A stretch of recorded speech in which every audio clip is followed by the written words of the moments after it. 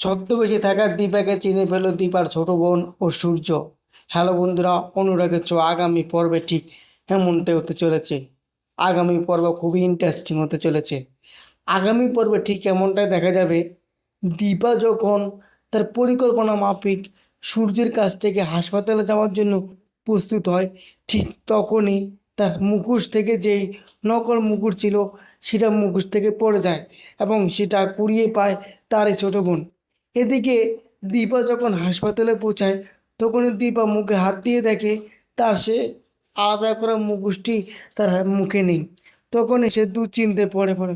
এদিকে দীপা ছোট বোন সে বারবার ইঙ্গিত করতে শুরু করে যে আমি প্রথম থেকে বুঝতে পারছি এটা দীপা, কিন্তু এখন পরিষ্কার হয়ে গেল এটা দীপা। পাশে থেকে শুনতে পায় সূর্য।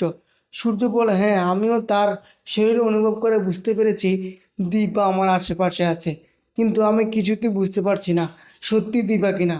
তখন দীপা ছোট বোন বলে, হ্যাঁ, এটা সত্যি দীপা ছিল।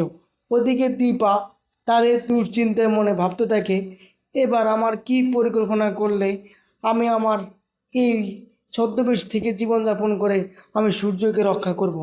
কিন্তু একাকিত্বের মধ্যে সে পরিকল্পনা করতে শুরু করে, যেভাবে হোক সূর্য সেনকে আমি এখান থেকে বাঁচিয়ে তুলব।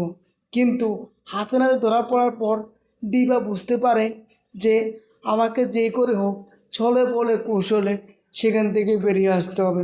সূর্য সেনের ছোটো ভাইও সেটা কল্পনা করতে শুরু করে যে আমি যেভাবে হোক বদি ভাইকে এখান থেকে বাঁচাবো, না হলে আমাদের পরিকল্পনা সামনের দিকে এগিয়ে নিয়ে যাওয়া সম্ভব না। দাদাকে যেভাবে হোক আমরা রক্ষা করব।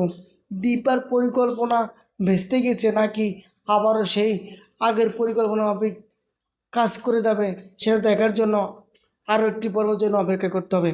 তোমরা যারা চ্যানেলটিতে নতুন আছো, অবশ্যই চ্যানেলটিকে সাবস্ক্রাইব করে দিও।